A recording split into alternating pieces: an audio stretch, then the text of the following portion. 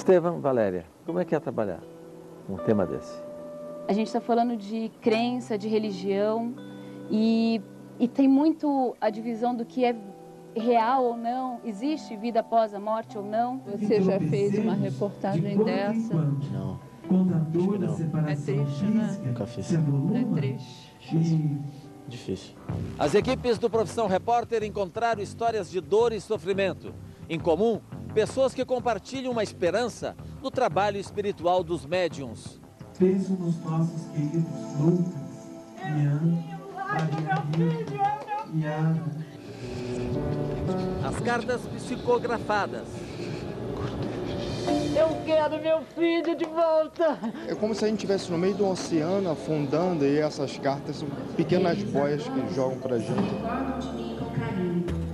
Minha mediunidade, na verdade, ela começou aos 9 anos, 9 a 12 anos, quando eu comecei com sonambulismo. Os espíritos de cura.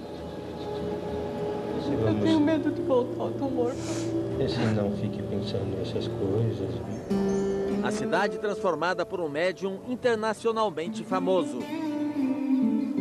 Filho que quiser ser operado visível, é só subir aqui.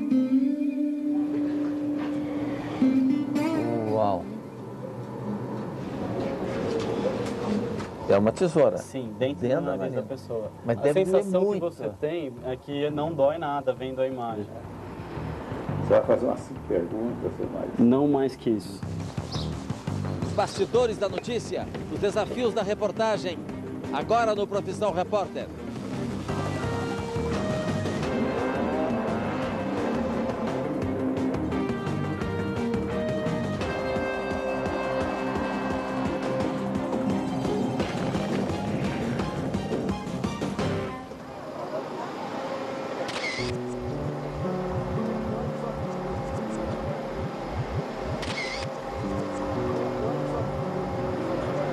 Onde que a gente está indo?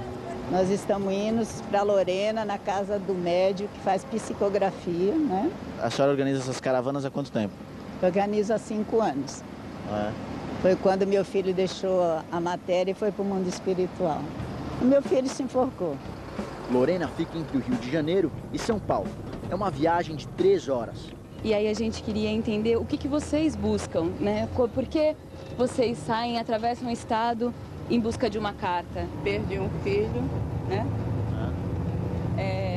Com 27 anos, com câncer.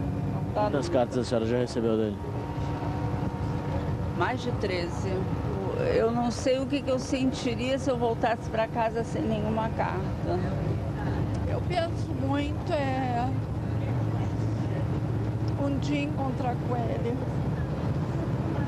Acho que eu procuro fazer reportagens de questões mais factuais, materiais pelo menos. Aqui a gente está falando daquilo que não é material, que é a dor humana, a consolação e os espíritos, se é que eles existem, né? No Centro Espírita, conhecemos o casal de médiuns, Rogério e Marli. Um prazer conhecer o senhor. Eu sou o Estevão. Essa é minha amiga Valéria Almeida. Tudo bem? Prazer. Tudo bom? Podemos acompanhar o seu trabalho mais de perto? À vontade. Tá bom? A senhora está junto com ela, né? O que tem numa dessas fichas? É o nome do solicitante, ou seja, o nome da pessoa que veio buscar o seu ente querido, né? Aqui, o nome do ente querido, né? Grau de parentesco. E o grau de parentesco. Data de nascimento e data de nascimento e data de desencarne, né? Primeira comunhão? Ai, que fofa! Que linda! Vocês estão aqui por quê? Posso perguntar? Nós tem 6 anos que nós perdemos a nossa filha, naquela foto que estava com a gente. Ela tinha 10 anos na época. Ela teve encefalite viral, né? É como se a gente estivesse no meio do oceano, afundando, e essas cartas são pequenas boias que jogam pra gente, a gente vai se segurando e vai conseguindo ir em frente. Os médios se concentram em uma sala reservada para fazer a triagem das fichas. Eles permitem a nossa presença ali. Como é que é feita a triagem? Vocês que escolhem as pessoas? Não, os benfeitores estão aqui conosco. Então eles vão nos dizer aqueles que têm condições de estabelecer uma sintonia ainda hoje. Já estou sentindo a aproximação de 2. Os médiums começam a psicografar. Escrevem durante 3 horas sem parar. E só nossa equipe fica na sala com eles.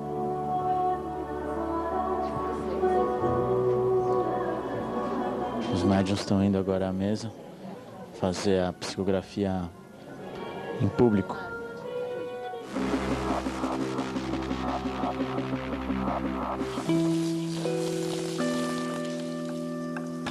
O Nico sofre de um autismo grave.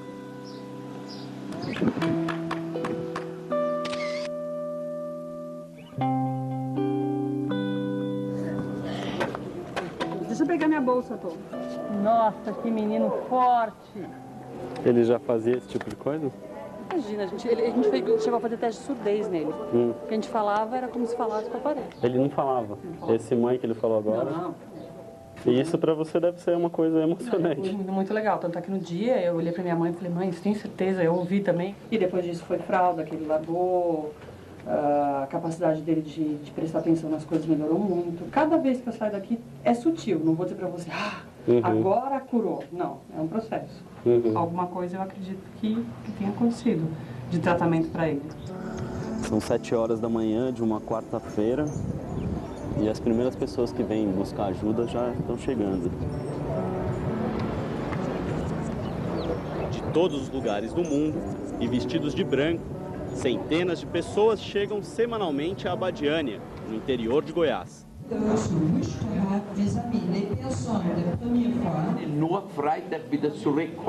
Quase todos desenganados pela medicina tradicional, em busca de uma última ajuda. Quem promove tamanha esperança é o médium João de Deus. Que faça de mim a tua vontade. Em nome de Deus. E dos nossos filhos. It's my 10th time in Abadiânia. Ela estava me contando que essa é a 10ª vez que ela vem a Abadiânia. A bailarina sul-africana Chile já passou por 2 diagnósticos de câncer e enfrentou a doença com quimioterapia e viagens periódicas ao Brasil. Quando eu voltei para a África do Sul muito melhor, meu médico me disse, eu não sei o que aconteceu, mas volta para lá. Eu te dou todo o apoio, vá para o Brasil. O movimento dessa multidão de branco virou dinheiro para muita gente da cidade. Ô Samuel, como que o senhor faz quando aparece aí um gringo, um estrangeiro, quer comprar alguma coisa? Como é que faz? Ele entende aí, porque eu não entendo a voz. Os 3 lotes de seu Manuel ficam na rua da casa onde atende o médium João de Deus. Com o passar dos anos, a fachada das casas virou fonte de renda da família. Há 8 anos, um acidente colocou seu Manuel em uma cadeira de rodas. Ele procurou ajuda a poucos metros de casa, com o médium João de Deus. Não, já eu mesmo fui para lá na cadeira de roda. E vim caminhando sozinho, sei que teve uma cura até boa, né? Senhora. 200 pessoas esperam ansiosas por mensagens dos parentes que morreram, a maioria jovens.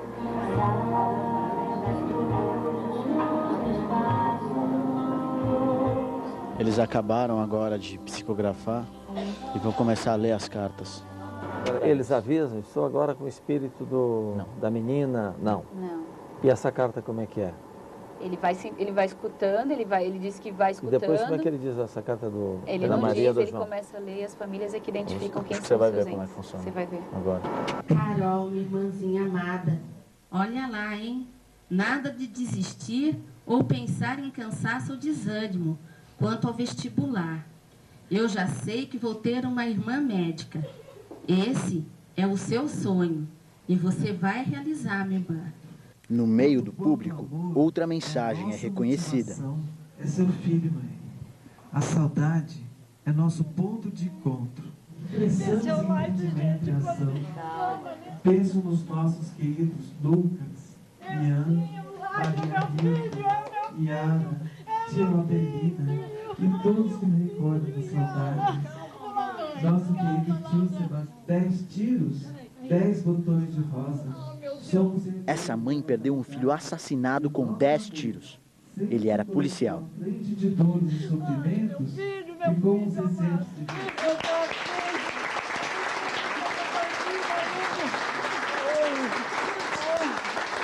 Eu não sei porque eu tô viva ainda.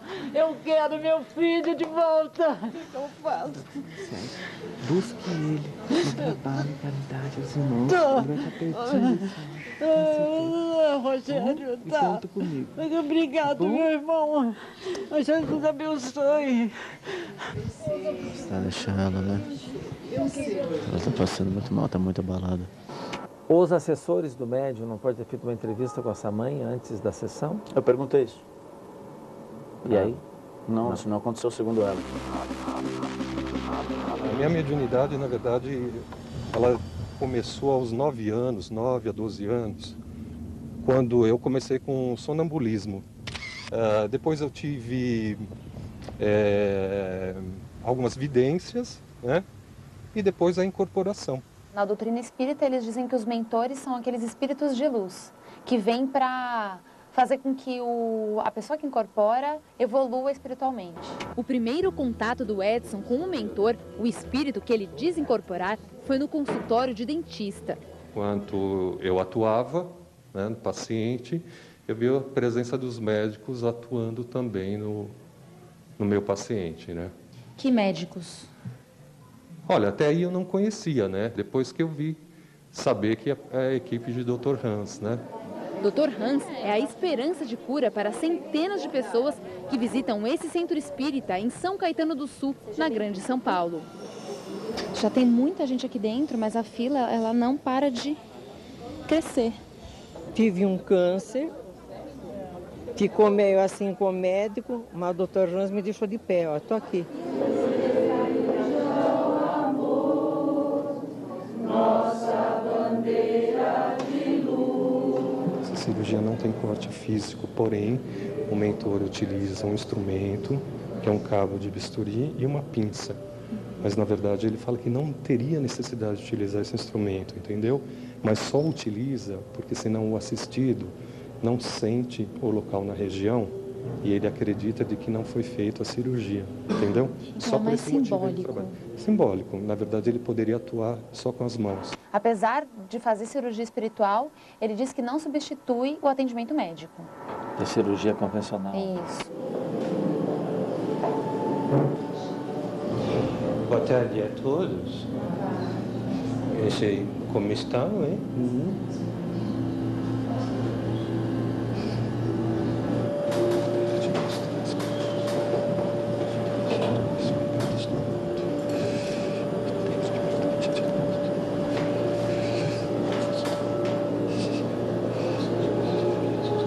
Sentiu alguma coisa durante a cirurgia?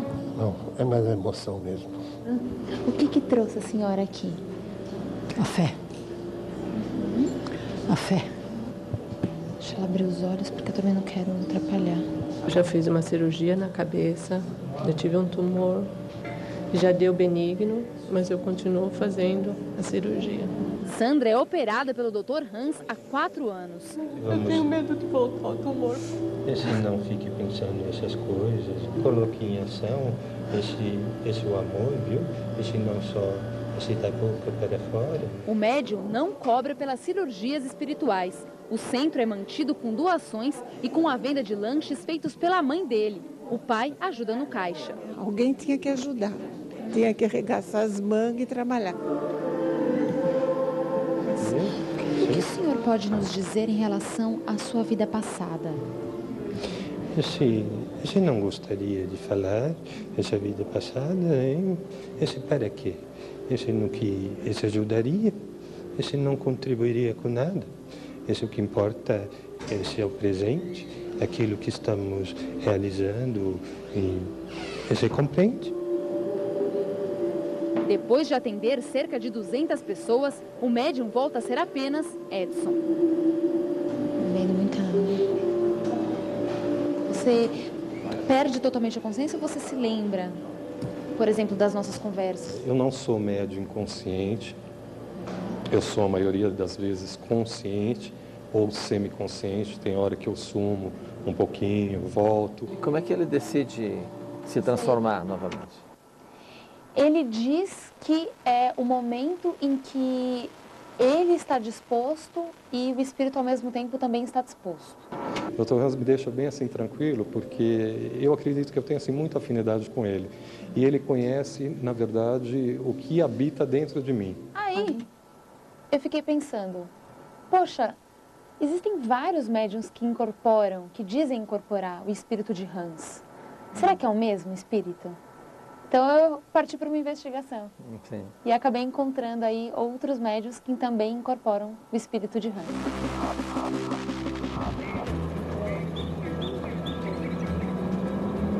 Toda pessoa que chega à casa em que atende o médium João de Deus, em Abadiânia, no interior de Goiás, é atendida de graça e também recebe almoço gratuito. Financiada por doações, principalmente estrangeiras, e com a venda de pedras e livros espíritas, a casa continua a crescer. E você já encontrou o seu João? Já. Já? E como foi a experiência? Foi muito emocionante. Na hora que ele falou, eu vou cuidar de você, esteja aqui às 2 horas, eu falei que ele não ia chorar. Mas não dá. Não conseguiu. Não dá pra Se emocionou.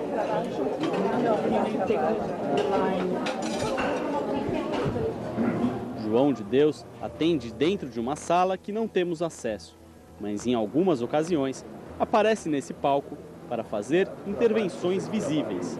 O filho que quiser ser operado visível, é só subir aqui. Na frente dos visitantes, faz cortes com bisturi, tesoura cirúrgica e até faca de cozinha. Ali, novamente, né, tem um corte nas costas, sangra muito. E a dor? Ele não grita? A pessoa não grita? Não, a pessoa não esboça nenhum tipo de reação de dor. Nas intervenções visíveis, não há anestesia nem nenhum tipo de asepsia especial.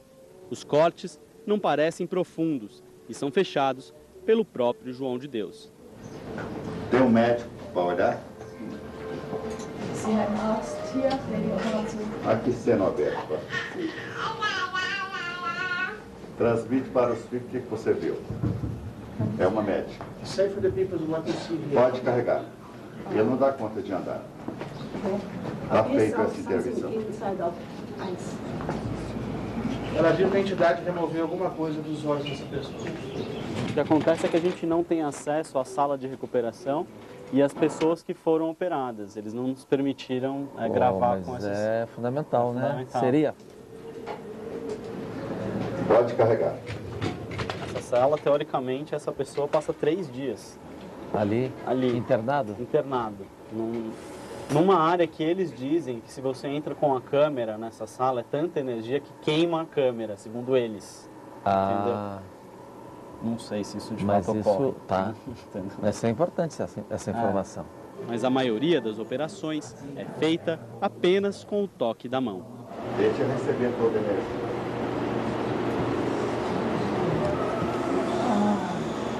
Pode carregar, porque não dá conta de andar. Ele está operado. Vamos então, nesse momento, entender que todos que estiverem fazendo tratamento aqui precisam continuar com seus tratamentos médicos. Você já fez uma reportagem dessa? Não. É triste, né? Nunca fiz. É triste. Difícil. A tristeza de Angelina é consolada quando a Marli começa a ler uma das cartas. Mãe, cadê seu sorriso bonito? Cadê a mãe? O sorriso do seu Fernando, ou seja, do Nando de todos. Seu semblante está triste, abatido, e seu estado de tristeza me preocupa. Mãe, não pense de novo em tirar a própria vida. Eu sei que a saudade dói demais, mas quando for assim, feche os seus olhos, recorde-se do meu sorriso. Beijos, do sempre seu, Fernando da Silva Lima de Oliveira. O que é impressionante é que ninguém acha Ninguém Não confunde, ninguém... não confunde a carta. Ninguém briga pela mesma carta. É, isso que eu ia perguntar. Não tem. Não tem três chorantes ao mesmo tempo? As pessoas choram pela dor do outro, mas ninguém levanta a mão e fala, meu filho, não existe nenhum momento, pelo tempo que a gente estava lá, nessa sessão de psicografia, em que as pessoas, as duas se levantam e digam, não é meu filho. Quando começa a Você observou isso? Eu observei. Marli lê outra carta de um filho para os pais. Vim, mãe, para dizer à senhora que não se sinta culpada pelo que me houve. O infarto que me transferiu para cá não ocorreu por conta de nossa triste discussão. Ele aconteceu, mãe, porque nós sabemos que a diabetes nos traz muitas complicações. E eu, mãe, não me cuidei da forma como precisava. Pai, seja forte e paciente com minha mãe. Ela precisa do Senhor. Fiquem com Deus. Sempre de vocês. Agnaldo Arigoni Júnior. Agnaldo tinha morrido fazia 3 meses, só com 20 anos. Essa é a primeira mensagem que os pais recebem. E a carta? Essa aqui. Essa aqui é a assinatura. Essa é a assinatura dele. É a assinatura dele. E realmente é a assinatura que ele tem no RG dele. A assinatura da carta é bem parecida com a do documento de identidade. Mas é loucura isso. Toda carta termina com uma assinatura. E depois que aconteceu toda essa fatalidade na nossa família, eu não voltei mais para minha casa. Estou morando agora com meus pais, né? Então com a carta agora pode ser que eu tenha um estímulo até para voltar. Pretendem voltar para casa? Com certeza. Eu fui atrás de vários médiums que incorporam Hans e recebi algumas negativas. Uns disseram que não poderiam participar da reportagem porque isso aumentaria a demanda do centro, eles não estariam prontos para atender essa demanda. Outros disseram que o próprio espírito consultado disse que não, né? Mas esse outro médium do Rio de Janeiro disse sim. Continua a busca por outros médios que incorporam Hans e acabo descobrindo um outro espírito, o de Hansen. Olha a plaquinha ali, ó. A figura do Hansen. Que é muito parecida com aquela figura que a gente encontrou lá no centro onde o Edson trabalha. Só que naquele caso é Hans, aqui é Hansen. E aqui a gente tem a data de nascimento e a data de morte. E essa data aqui coincide com a Primeira Guerra Mundial. É uma mistura, né? Vai misturando. No salão, algumas pessoas nos procuraram para contar histórias de cura. O filho, de quando tinha 20 anos, ficou sem enxergar. Ficou por quase 2 anos. E veio fazendo o tratamento e ele voltou a enxergar. Esse é o médico incorpóreo, José. Agora eu vou começar a preparação.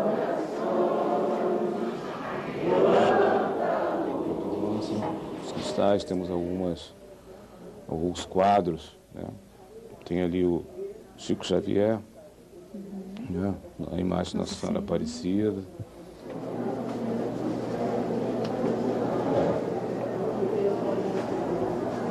Aí, mais uma incorporação.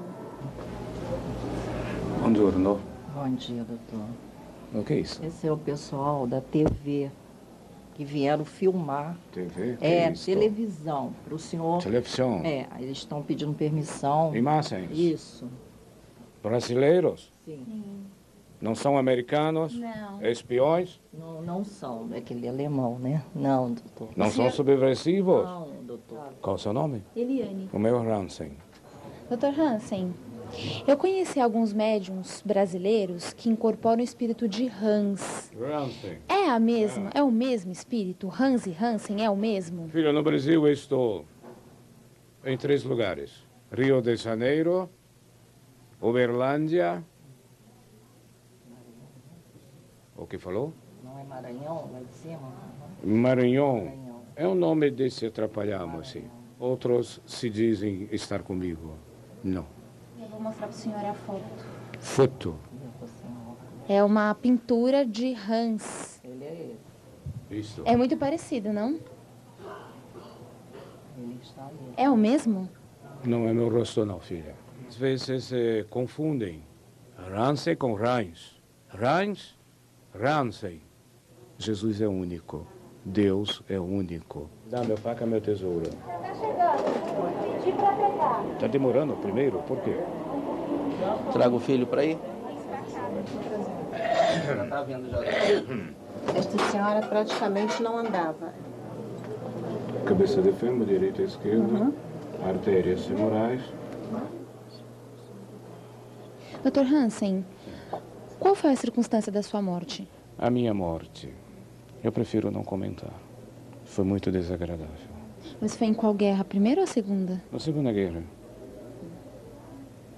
É porque eu vi tava como data de morte 1917, que na primeira ali no quadrinho. Tá errado o quadrinho, então? Não.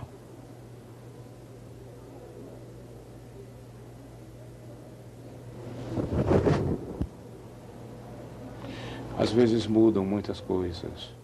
Tá doendo, filha? Não. Não dói. Deus abençoe.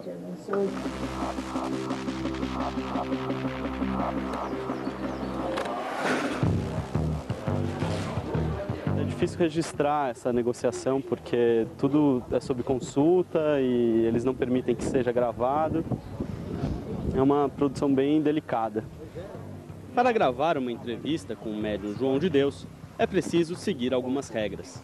Todo mundo aqui tem que vestir branco, é uma das condições que a gente aceitou, comprou umas roupas brancas no dia que a gente chegou. E ter muita paciência. Foram 3 dias de negociação e alguma insistência para conseguir gravar uma entrevista que durou menos de 3 minutos. Você vai fazer umas 5 perguntas ou mais? Não mais que isso, Então, tá. eu te prometo. São muitos jornalistas que te procuram. Isso gera algum incômodo? Como é isso para o senhor? Para mim, jornalista, já você esteve aqui, você está a par, que todo jornalista, para mim, faz parte da minha vida. Foi o que me fez abertura para outros países. Espíritos que são de 1000 anos antes de Cristo, como o rei Salomão, né? Como é receber esse tipo de entidade? O senhor fica com algum registro? Como é isso para o senhor?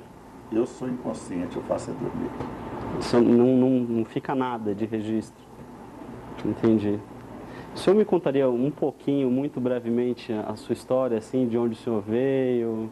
Eu sou de uma cidade do interior, sou alfaiate, e tenho essa missão já há 60 anos. Agora eu senti falta de uma pergunta mais contundente ou explicar um detalhe ali, como ele usa faca, como usa tesoura, não são instrumentos usados pelos médicos. Tá certo, muito obrigado por me receber e pelo seu trabalho. Um prazer te conhecer. Muito obrigado. Agora, ali, estava vendo, você que encerrou a entrevista, não ele. Você estava bem constrangido, você acha ou não?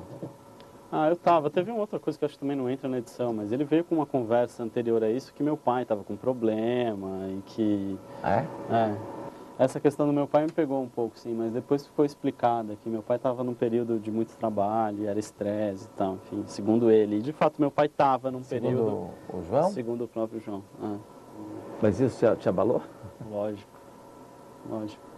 Fiquei preocupado, né? Porque ele é um cara... Então, na verdade, nele. Não, em alguma medida sim, né? Não, mas assim, é muito interessante, na verdade, o processo. Tem muitas coisas que eu não registrei que foram, assim, incríveis de assistir. Eu vi ele virando para uma pessoa e falar, filho, no seu caso eu sinto muito, na fila, de encostar no cara e falar, eu não tenho o que fazer. E a pessoa desabar, assim, entendeu? Caramba. Então, são situações incríveis. As duas assim. coisas? Ele faz as duas coisas. Eu Mas você tem isso registrar gravado? Não. Você vai ver ainda hoje a volta para casa depois da perda do filho.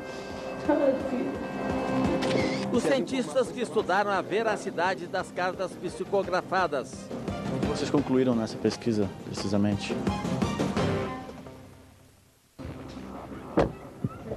Tudo jóia? Tudo bem? Com licença. Vamos lá para casa, né? Eu estou preparada, eu estou bem emocionada, né? Está preparado? E a senhora está morando aqui? Sim, aqui em cima. Aqui é a casa da minha mãe. E desde que aconteceu eu não voltei mais para casa. E aí eu estou tentando pegar força, né, para estar indo. Vim, mãe, para dizer à senhora que não se sinta culpada pelo que me ouve. Aguinaldo, o filho de Sueli, morreu de infarto na sala da casa aos 20 anos de idade. O infarto que me transferiu para cá não ocorreu por conta de nossa triste discussão. Ele aconteceu, mãe, porque nós sabemos que a diabetes nos traz muitas complicações. E eu, mãe, não me cuidei da forma como precisava. 3 meses depois da morte do filho, os pais receberam uma carta psicografada pelo médium Rogério. Pai, seja forte e paciente com minha mãe. Ela precisa do Senhor. Te amo. O marido reformou a casa para que a mulher consiga voltar a viver aqui.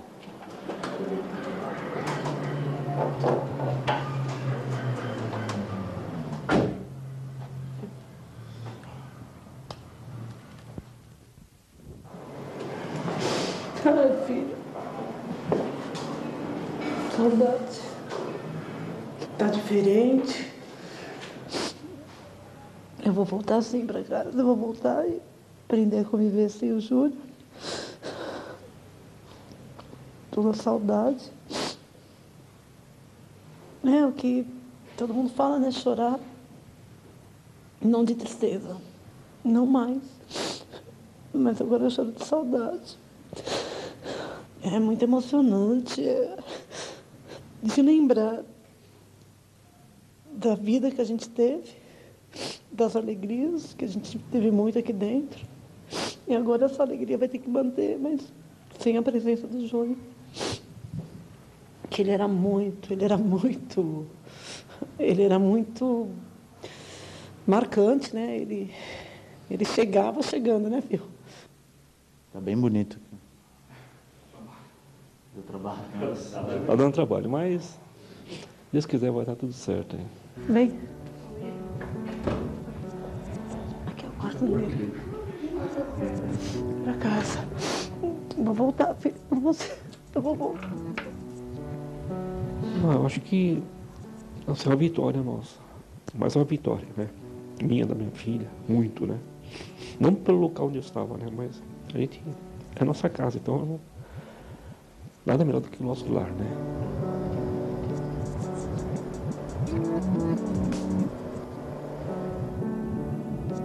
A Faculdade de Medicina da Universidade Federal de Juiz de Fora tem um núcleo de pesquisa de espiritualidade. O coordenador, o Dr. Alexander, vai nos receber agora. Os cientistas estudaram um conjunto de cartas psicografadas por Chico Xavier. O médium psicografou milhares de livros e cartas durante mais de 70 anos. O primeiro objetivo fundamental dessa pesquisa foi identificar se o Chico Xavier, se as informações estavam nas cartas, primeiro, eram precisas, e segundo, se ele teria tido acesso por via regular a essas informações. Vocês concluíram nessa pesquisa, precisamente? Elas eram 98% dos casos exatas, precisas, verdadeiras. Entre as cartas de Chico Xavier pesquisadas pelos cientistas estão as de Beto. Com licença, tudo bem com a senhora? Obrigada. Tudo você, bem? prazer. Ele era estudante de medicina e morreu num acidente de trem em 1972. Tinha apenas 19 anos. O sofrimento era muito grande, sabe? Era muito grande e continua sendo muito grande. Só que depois que eu falei com Chico Xavier, que nós fomos lá, quando dei a mão para o Chico, é como tivesse penetrado em mim, no meu ser, alguma coisa de muito importante, de muito interessante, sabe? O senhor ainda tem as cartas? A nossa primeira carta tem 72 páginas, é uma coisa maravilhosa. Quantas páginas? 72 páginas, mas não há dúvidas que é o Beto, porque tudo que dizia na mensagem, o Beto fazia. A gente aprende que razão e fé são coisas diferentes e a fé é aquilo que não é racional. Como é que a gente consegue relacionar essas duas coisas? Como é que vocês lidam com isso no ambiente de pesquisa, né? Primeira coisa, a gente não quer provar a fé, isso é uma coisa muito importante. O que a gente quer é estudar este fenômeno, quer dizer, é papel da ciência estudar os fenômenos da natureza. Uma das áreas que nos interessa é que as experiências espirituais podem ajudar a entender por que as experiências espirituais estão ligadas com estados alterados de consciência, a mente está funcionando de modo alterado. Então, uma das propostas é justamente tentar investigar se há evidências de que a consciência poderia, de alguma forma, estar funcionando fora dos modos habituais que nós conhecemos. Agora você fica pensando, querendo uma cartinha, uma linha, um bilhete, qualquer coisa do seu ente querido.